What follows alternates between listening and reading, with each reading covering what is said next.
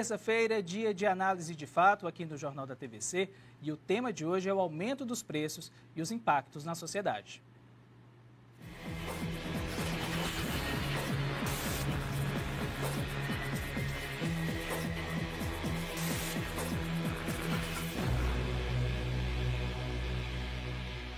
Nos últimos meses, o brasileiro vem acompanhando o aumento no valor de diversos produtos, alguns deles fundamentais, como a carne, que já atingiu o maior nível nos últimos anos. Além de outros aumentos, como o da gasolina, pão e o gás de cozinha, que todo mundo sente no orçamento no fim do mês. E para falar sobre quais os fatores dessa elevação e quais os impactos na vida do brasileiro, eu recebo aqui no nosso Análise de Fato o mestre em Relações Internacionais e líder do movimento Acredito, Ítalo Lopes. Ítalo, muito bem-vindo aqui ao nosso Análise de Fato.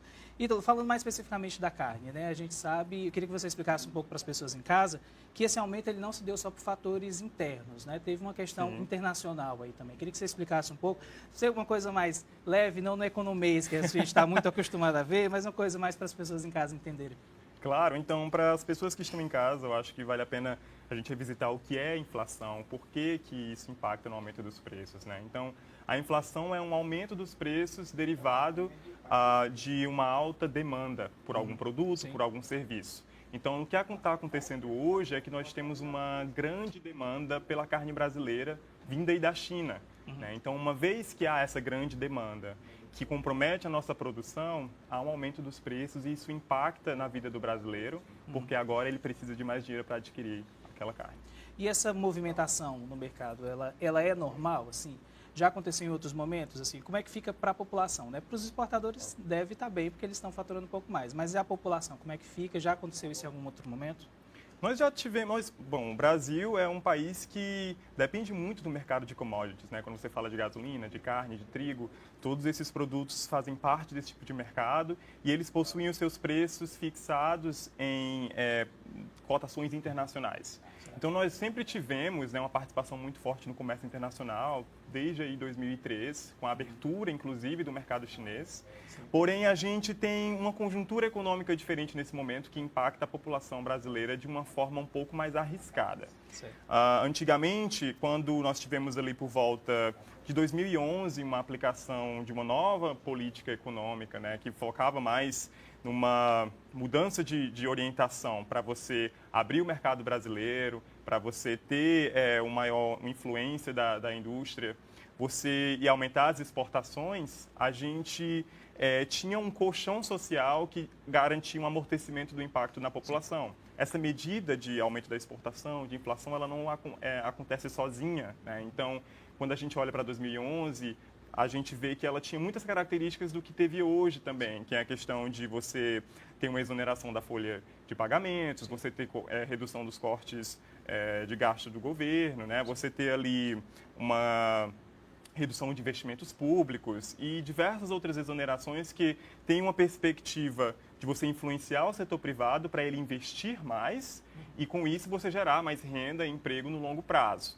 A perspectiva atual do governo Bolsonaro é que esse aumento dos preços ele seja de curto prazo para que o setor privado possa se beneficiar e, com isso, gerar maior capacidade, investir na contratação de mais pessoas e melhorar a economia no curto prazo. Se isso vai acontecer, eu acho que aí a gente tem que analisar outros fatores para saber se de fato vai se implementar. Certo. Então, assim, só para a gente ter uma ideia de como o aumento da carne vem impactando no bolso dos brasileiros, a gente vai ver uma matéria agora que o Alisson Oliveira fez, ele foi nas ruas e conversou um pouco com a população. Vamos dar uma olhada. Levar a carne bovina para casa está saindo pesado para o consumidor. Não só na balança, mas principalmente no bolso. O fim do ano chegou com uma alta de até 80% em média no preço da carne bovina, provocando uma queda de até 10% no consumo do produto. Eu comprava 320 e agora passou para 400 e pouco a mesma carne.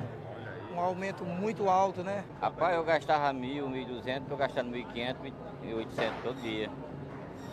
Aí não tem outro jeito, né? Seja a carne de primeira ou até mesmo o corte de segunda, a queda no consumo tem crescido nas últimas semanas. Ruim para os consumidores que precisam desembolsar alguns reais a mais para comer carne. Segundo os economistas, a crise no consumo interno em países como a China tem feito o Brasil exportar mais carne e elevar o preço por aqui.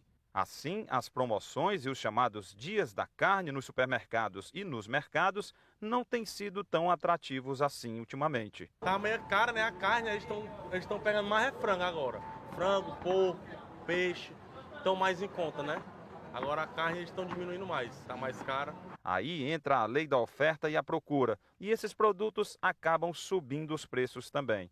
A expectativa é que no começo do próximo ano, quando termina o período da entre-safra, os preços estabilizem.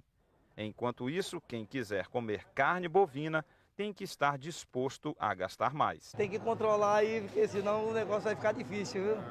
Aí estamos indo agora mais pro frango, pro peixe, porque a carne de gado mesmo está cara demais. Como a gente pode ver aí, a população já está sentindo esse aumento. Sim. E como o Alisson também falou, né? Ontem o governo federal declarou, né, que esse preço pode se estabilizar, porque é uma entre-safra e tal. Voltando atrás, na declaração da ministra da Agricultura, né, que falou que a carne, na verdade, estava muito barata. O que a gente pode esperar para os próximos meses, mais especificamente com relação a essa questão, Ítalo? Eu acho que vai depender muito de como que a gente vai tratar essa situação também com os fatores externos, né? Então a gente já viu na semana passada o presidente Donald Trump reagindo a alguns fatores da economia brasileira, ameaçando o país de influenciar e aumentar, né, as tarifas sobre alguns produtos. Se isso acontece de fato, aí a gente tem um impacto grande na inflação, e aí isso pode aumentar ainda mais os preços desses produtos.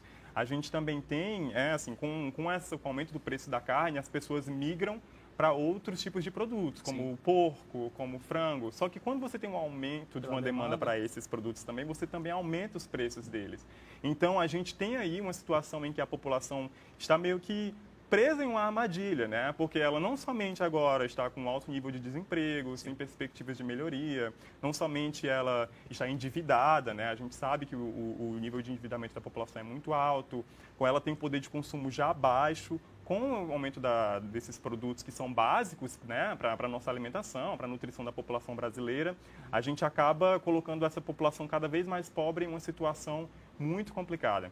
Então, o que geralmente, né, assim, alguns países fazem quando a gente tem um risco de elevação da taxa de inflação é trabalhar mais com a questão dos juros, né? A gente está com uma taxa de juros da Selic menor, né? O presidente Bolsonaro, inclusive, falou que quer reduzir essa taxa de 5,5% para 4,5%. E isso pode trazer um impacto de controle da inflação, mas, ao mesmo tempo, pode fazer com que a gente perca capital especulativo. Então, tem outras ramificações econômicas que podem prejudicar o país. Então, nós temos que ficar vigilantes. Ítalo, e nesse momento, né, a gente vai no supermercado e sempre tem uma variação de preço, né? Às vezes em itens, né, imprescindíveis. É a volta da inflação? Pode ser a volta da inflação. A gente está, inclusive, agora com a inflação 1% acima do que ela foi no ano passado, né? A gente ainda está abaixo da meta de 4,5%. Então, nesse sentido, nós estamos bem, mas se nós continuarmos sofrendo algum tipo de retaliação, né, se eventualmente sofrermos alguma retaliação internacional, ou se a gente não conseguir melhorar os indicadores sociais e econômicos da nossa população, a gente pode novamente revisitar um passado brasileiro onde a gente não teve controle aí do aumento da taxa da inflação, que aconteceu ali durante 2011 e 2014. Ítalo, você como mestre, né, em relações internacionais, como é que você avalia? Eu queria que você fizesse uma avaliação breve, eu sei que fica meio complicado, mas uma avaliação breve desse ano, de como foi a relação do Brasil com outros países. Houve alguns tropeços, houve aí troca de ofensas. Como é que você avalia esse primeiro ano dessa relação do Brasil com os outros países? Olha, enquanto internacionalista, eu não sou entusiasta da postura do Brasil. A gente viu brigas bastante infantis com a França por conta de uma política ambiental onde o Brasil estava errado. Nós começamos um ano com ameaças à China, enfrentamento de um posicionamento ideológico que pertence ao país, e depois uma volta atrás do presidente para poder resgatar aquele relacionamento, considerando que nós somos muito dependentes da economia chinesa. Tem essa aproximação da economia americana, onde a gente já sofre uns impactos negativos de retaliação. Então, é uma agenda internacional muito ideológica, pouco baseada em evidências e que distorce muito a imagem que o Brasil construiu no ano passado de ser um país mais diplomático, mais amistoso, entre os outros países e a comunidade internacional onde ele atua. Ok, então, muito obrigado pela sua presença aqui no nosso